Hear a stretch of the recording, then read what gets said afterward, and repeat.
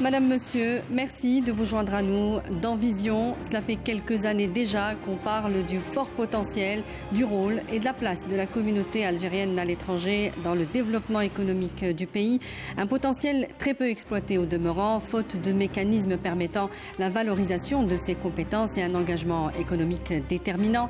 Des migrants ou binationaux considérés dans la plupart des pays du monde comme des agents du développement économique et dans leur pays d'origine, et de changements positifs induits au sein de leur société dans leur pays d'accueil.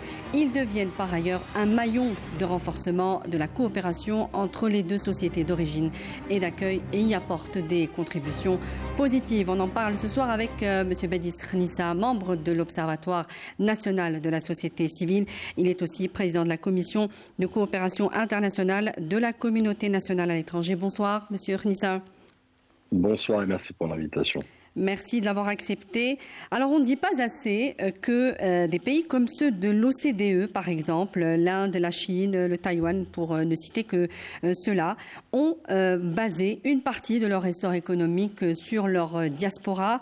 Est-ce qu'on peut, selon vous, reproduire ce même modèle de développement économique avec notre communauté à nous, évidemment, basée à l'étranger? Absolument. Absolument, une question très pertinente, puisque nous savons pertinemment que plusieurs pays développés en l'occurrence, ont beaucoup misé, ont beaucoup investi dans leur diaspora respectif.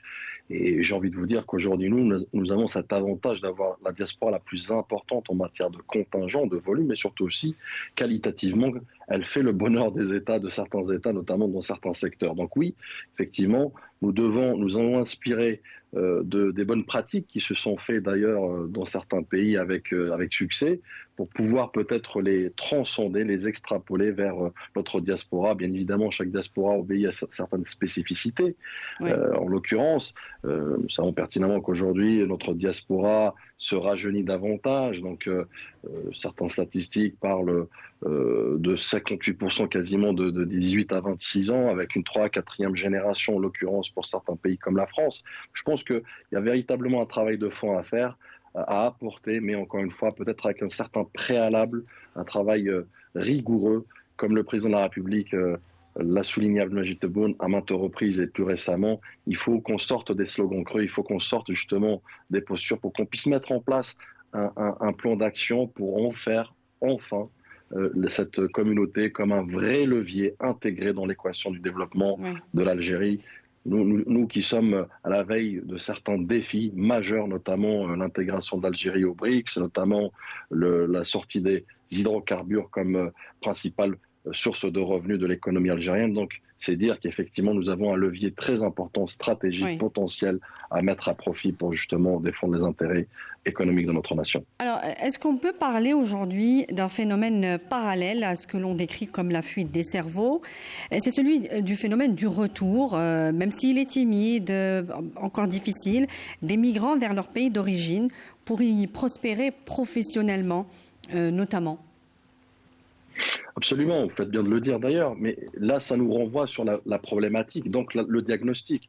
Il me semble qu'aujourd'hui, il est plus que important, je dirais même vital, de faire un manifeste, un diagnostic véritable par rapport à la situation que nous vivons vis-à-vis de notre communauté nationale. Vous savez, par ma fonction et même par, je dirais, mon activité associative au sein d'ITUS associative en France en l'occurrence, je peux vous dire, quand je parle à nos compatriotes, les choses qui reviennent principalement, ce sont ce rapport de confiance. Donc il y a un rapport à mettre en place, et notamment le président de la République l'a compris au lendemain de son élection, pour mettre à profit justement cette diaspora. Il faut reconstruire des ponts de confiance, notamment aussi sur l'investissement, puisque l'investissement, comme vous le savez très bien, obéit à certains KPI et certains indicateurs macroéconomiques. Mais au-delà de cela aussi, c'est un contexte social, sociétal. Donc la diaspora a besoin d'être reconsidérée, que l'environnement dans lequel elle va justement activer, qui soit en adéquation à minima avec son modèle de vie, son modèle justement professionnel. Donc il me semble que là, il est très important de peut-être souligner 3 axes principaux de mon point de vue, à savoir l'approche politique. Donc la volonté politique, elle est là aujourd'hui, Oui. incontestablement, on ne peut pas le nier, puisque le président de la République a beaucoup œuvré et continue à œuvrer dans ce sens.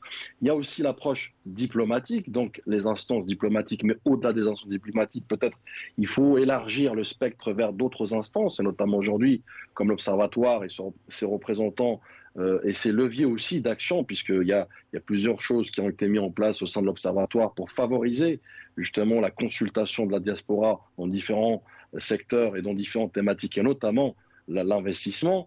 Donc il y a peut-être cette capitalisation et cette synergie justement à peut-être construire conjointement avec les instances. Et puis, bien évidemment, il y a l'approche purement économique. Et là, ça relève plutôt des textes de loi, de la législation. Là aussi, il me semble que le code d'investissement, en tout cas le dernier, oui, favorise, et en tout cas dans une optique incitative, voire même attractive, oui, pour capter justement l'intérêt économique de nos investisseurs, les IDE en l'occurrence, les Algériens ou les Français ou toute origine, en fait, tous ceux qui ont d'origine algérienne. C'était l'objet de ma prochaine question. Vous venez d'y répondre.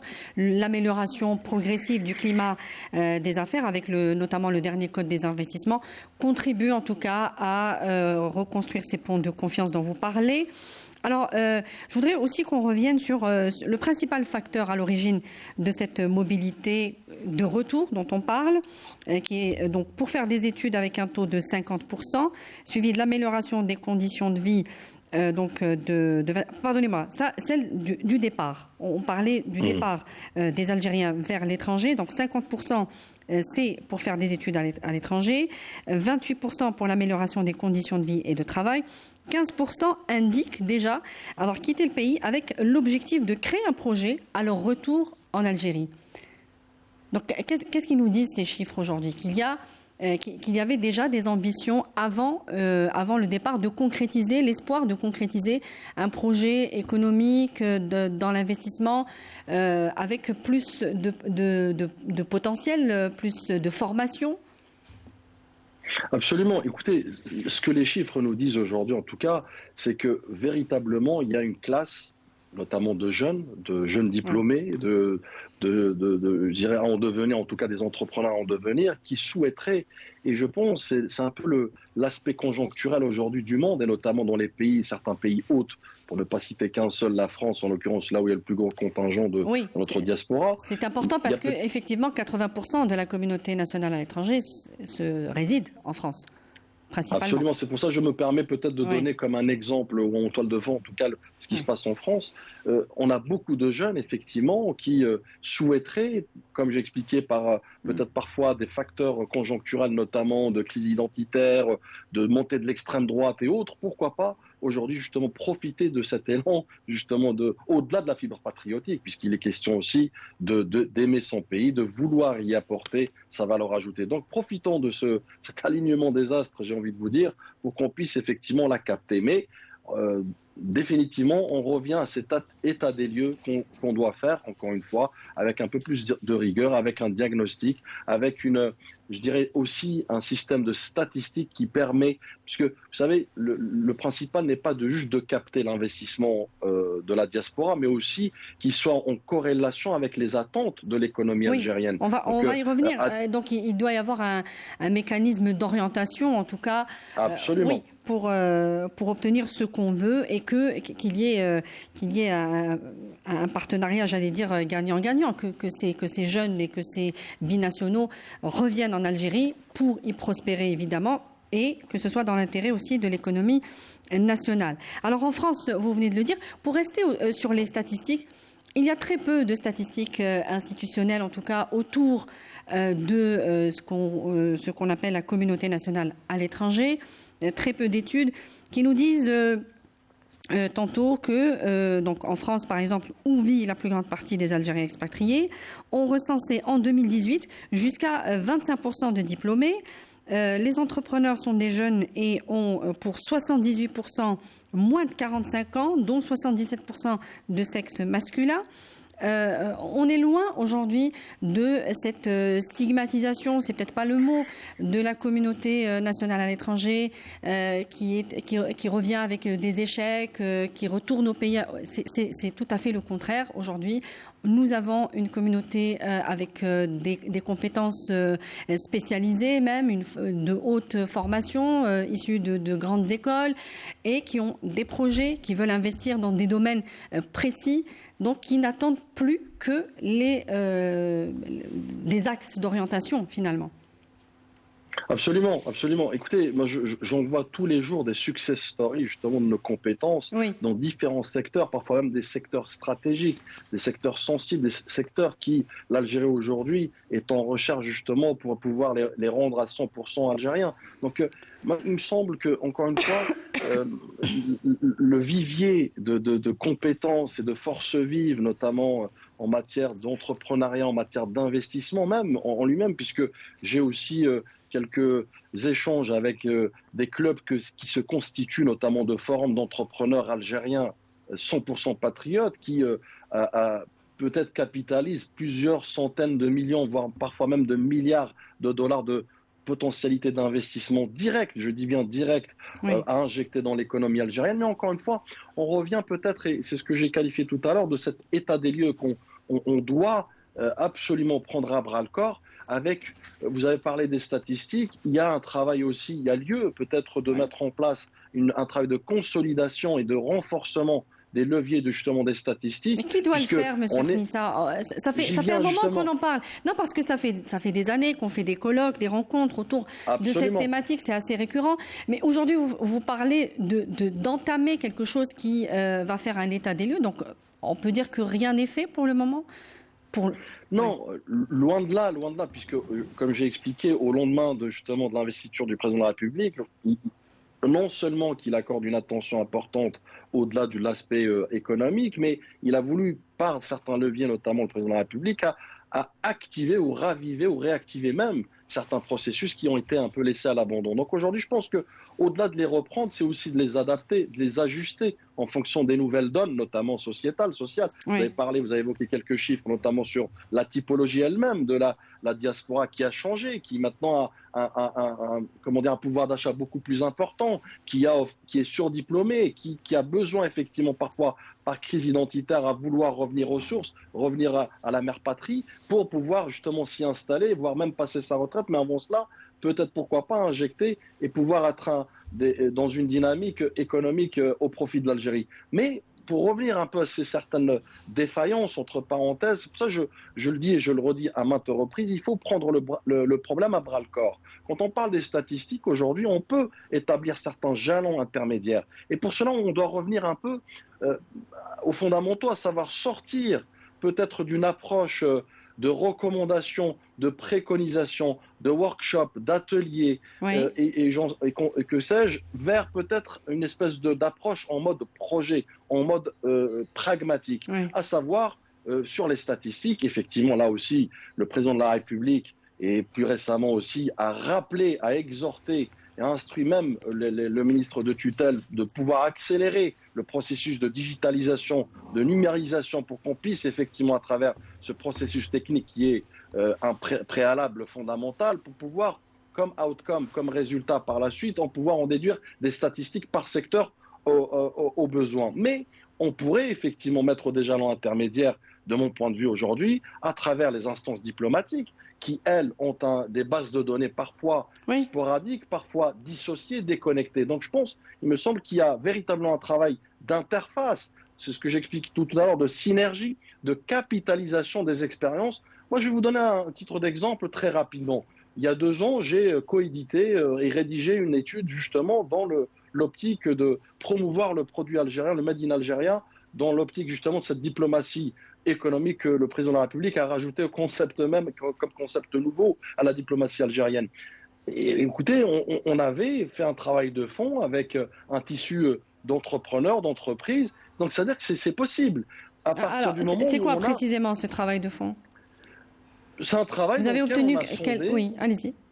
À titre d'exemple, que le produit algérien n'est pas exporté pour la bonne et simple raison que 92% des sondés, notamment d'entreprises françaises, ni ignorent le produit algérien. Donc il y a peut-être un travail de fond à faire avec les instances. Aujourd'hui, nous avons des représentants diplomatiques formés dans la diplomatie économique. Il serait temps peut-être, pourquoi pas, de travailler main dans la main ensemble avec toutes les instances représentatives, en tout cas algériennes, qui sont là, qui œuvrent dans dans la même finalité, je dirais, qui convergent surtout sur certains points. Donc pourquoi pas aujourd'hui, justement, les faire rencontrer, les faire travailler ensemble. C'est pourquoi il est très important aujourd'hui, peut-être, au-delà du vivier, puisqu'on ne part pas de zéro, fort heureusement, mais il est peut-être grand temps de peut-être impliquer davantage.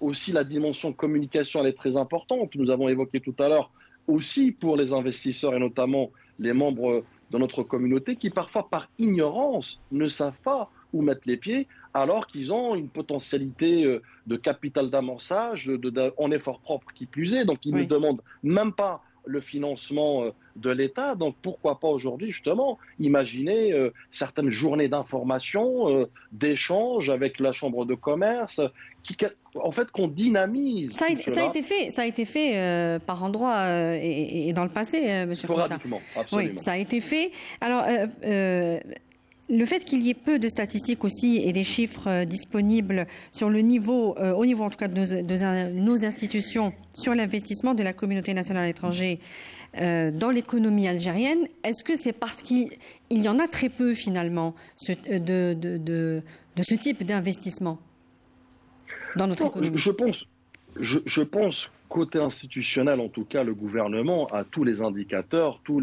micro et macroéconomiques, puisque nous sommes annotés cycliquement par la Banque mondiale, par le FMI, par plusieurs, je dirais, instances financières. Donc, mais il y a peu d'informations. Il y a, par exemple, dans les institutions de Bretton Woods, des indications sur les transferts de fonds. On va y revenir, de la communauté algérienne. Absolument. Que ce soit en Algérie, dans la région MENA, en Afrique, un peu partout dans le monde. Mais il n'existe pas de chiffres sur ce qu'on appelle de tous nos voeux depuis toujours, c'est impliquer la communauté nationale à l'étranger, la diaspora tout simplement, dans l'économie algérienne. C'est-à-dire que tout reste à faire aujourd'hui. Il faut peut-être le dire ouvertement aujourd'hui qu'il n'y a pas encore d'exemple. Ouais. C'est ce que je le répète depuis tout à l'heure, effectivement, c'est que quand j'explique qu'il faut avoir une approche pragmatique, ça en fait partie. Parce qu'aujourd'hui, on a certaines données, en tout cas au sein des instances diplomatiques et de représentation à l'étranger, qui peuvent faire ce relais, parce qu'il y a un travail de relais à faire, un travail à dimension de communication pour permettre, à titre d'exemple, moi il y a quelques jours, j'ai pu rencontrer des élus notamment. Quand je dis des élus, pourquoi binationaux bien évidemment et patriotes, derrière eux, c'est des bassins d'emploi, mais surtout des bassins d'entrepreneurs, d'entreprises étrangères par exemple, qui peuvent rapidement injecter de l'argent dans l'économie algérienne et investir dans des IDE et générer bien évidemment des emplois. Mais encore une fois, là où le bas blesse, j'ai envie de vous dire, c'est qu'il y a ce travail de communication, d'information, d'indication, d'incitation aussi, qui doit être fait en synergie, encore une fois. Puisque si chacun a des données dans sa tour d'ivoire et qu'on est tous décorrélés et déconnectés, bien évidemment, à terme, nous ne pourrons jamais capter cet investissement, et notamment en l'occurrence celui de la diaspora, qui, elle, est dans la demande. À chaque fois quand je parle aux membres, enfin en tout cas à nos compatriotes à l'étranger, c'est à chaque fois la question récurrente qui revient: comment faire, par quels moyens, quels sont les indicateurs, quels sont les sites par exemple. Il n'y a pas assez de visibilité sur comment investir en Algérie, c'est ce que vous dites. Il y a un déficit d'information qu'il va falloir combler. Mais est-ce qu'on sait aujourd'hui ce qu'on veut ce qu'on attend en tout cas de cette communauté à l'étranger? Un savoir-faire, des capitaux, des projets économiques ou sociaux, des œuvres artistiques aussi, des relais d'influence politique, économique, culturelle, ou est-ce que c'est tout cela en même temps? Écoutez, je pense que les membres de notre diaspora sont d'un apport stratégique là où elles sont, c'est-à-dire à distance à travers un transfert de savoir-faire, de compétences, mais également directement à travers des investissements, comme vous l'avez dit, ou même l'injection du cash dans l'économie algérienne à travers peut-être des acquisitions immobilières, à travers aussi le transfert des fonds. Là, on peut en parler aussi à hauteur de 1,8 milliard en 2022, qui ne représente pas malheureusement le volume justement et le potentiel de notre diaspora. Mais là aussi, pareil, il y a d'autres peut-être pistes de réflexion et d'action à faire. Mais je reviens encore une fois sur l'apport en lui-même. Il est un apport global et un apport général, à savoir tant par les apports de compétences et de savoir-faire sur certains secteurs, notamment sur la transition énergétique, sur l'écologie, sur les énergies renouvelables, sur aussi, nous avons pour défi d'être le hub justement d'hydrogène vert. Donc il y a beaucoup de compétences qui font encore une fois le bonheur de certains États dans leur domaine. Il est grand temps justement de leur, entre parenthèses, leur dérouler le tapis rouge, mais factuellement, avec des actes forts, et notamment à travers le programme du président de la République. Mais je pense qu'il est grand temps de le porter haut et fort et surtout de le matérialiser sur le terrain, puisque, in fine, même si on a des statistiques parfois, certes maigres et timorées, même si on a cette volonté, mais il faut à un moment donné que le doing business se fasse dans un contexte favorable, quand on sait que on demande quand même à des personnes, même si elles sont d'origine algérienne et patriotes et investies, déterminées, engagées, elles vont devoir certainement prendre des risques importants dans un contexte de crise. Donc il est temps, encore une fois, de pouvoir capter et orienter cet investissement intelligemment, judicieusement, mais avec un networking par exemple, avec du réseautage. Inciter davantage aussi économiquement, avec notamment on parlait du code des investissements, peut-être accorder encore plus de facilitation à la diaspora. Absolument. Moi, j'ai été justement interpellé par cette question récurrente qui revient à chaque fois sur, par exemple, le dispositif de l'enseigne. À titre d'exemple, pourquoi pas ne pas imaginer demain Aix-en-Seiche qui est, bien sûr, oui. L'élargir, par exemple, aux membres de la communauté nationale à l'étranger, qui pourraient, non seulement à travers ce dispositif, effectivement, pouvoir créer des emplois, mais apporter aussi leurs compétences avec un minimum de risque d'investissement en capital d'amorçage. Il y a d'autres aspects aussi qu'on pourrait explorer. Il y a aujourd'hui la réforme de l'ANAD, c'est l'actuel. Absolument. Absolument. Donc ça pourrait intéresser, bien sûr, la diaspora.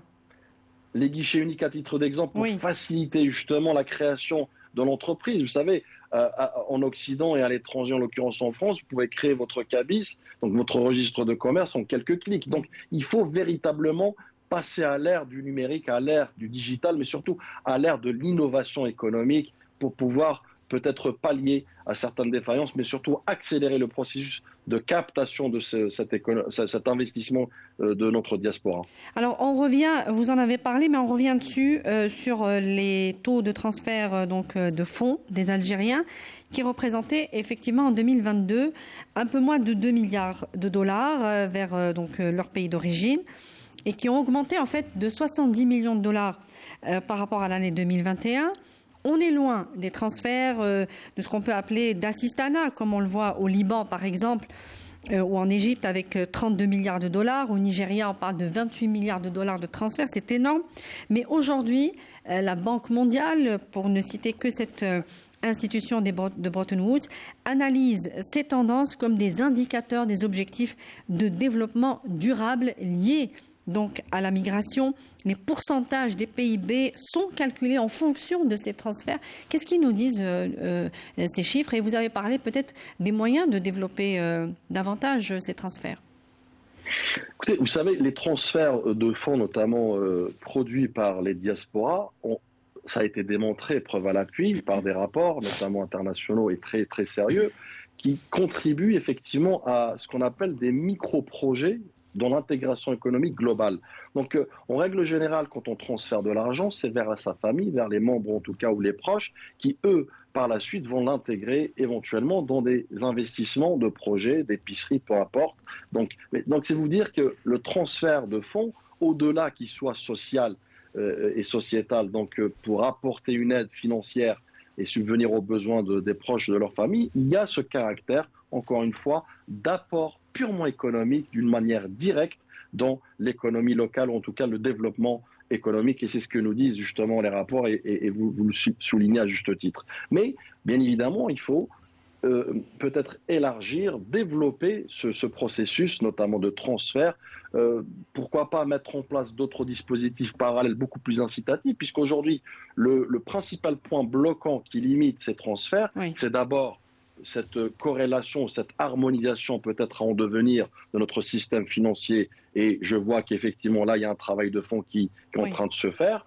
Et également le coût de ces transferts, puisque quand on fait un parallèle, une analogie avec certains pays, notamment qui ont explosé en matière de transfert et qui ont su capter et utiliser ce cash, cet argent frais pour justement l'injecter dans l'économie et le développement du pays, c'est parce qu'ils ont ouvert cette concurrence, ce marché de concurrence vis-à-vis des sociétés de transfert et éviter le monopole qui, lui, souvent est assujetti à des prix exorbitants en matière de transfert. Donc, vulgariser, j'ai envie de vous dire, le transfert de ces fonds permettrait effectivement de monter en volume d'une manière exponentielle de ces transferts et donc de facto qui soient en adéquation avec les 6-7 millions d'Algériens à l'étranger. Je peux vous dire que ça se comptera en milliards. Oui, alors on terminera là-dessus sur un pourcentage. 38% des Algériens établis à l'étranger sont dans le domaine de l'entrepreneuriat, en tout cas sont chefs d'entreprise, ce qui confirme évidemment le potentiel économique que recèle cette ressource humaine en termes de formation, d'expérience. Est-ce qu'on peut partir déjà d'une cartographie à l'étranger, non pas ici en Algérie et de ce qu'ils peuvent nous apporter, mais est-ce qu'il peut y avoir déjà une cartographie de ces chefs d'entreprise? Est-ce qu'ils ont été contactés par une quelconque entité pour savoir quels sont les domaines de compétences qu'ils peuvent développer ici, qu'ils peuvent transmettre en fait en Algérie avec le know-how? Absolument. Écoutez, je pense qu'on ne part pas de zéro. Effectivement, il y a une matière première, il y a un diamant brut à façonner, j'ai envie de vous dire, mais il suffit juste, comme j'ai expliqué tout à l'heure en amont, capitaliser et surtout avoir ce partage d'expérience. À titre d'exemple, vous avez évoqué effectivement cette radioscopie, notamment de la typologie entrepreneuriale, Oui. puisqu'il y a aussi là aussi plusieurs indicateurs macro à savoir, féminin qui prend un peu plus d'ampleur en matière d'entrepreneurship. Donc il y a certains secteurs qui ont beaucoup plus d'ascendance sur d'autres, notamment sur les startups et les technologies innovantes. Donc c'est pourquoi il y a besoin de corréler avec les attentes d'abord de l'économie algérienne, puisque nous avons des priorités, comme vous le savez pertinemment. On a certains secteurs en souffrance, notamment dans l'agroalimentaire, l'agriculture, les énergies, l'écologie et autres. Oui. Donc pourquoi pas justement aller piocher dans ce vivier en priorité, pourquoi pas aussi prioriser certains textes de loi incitatifs pour qu'ils puissent rapidement avoir cet appel d'air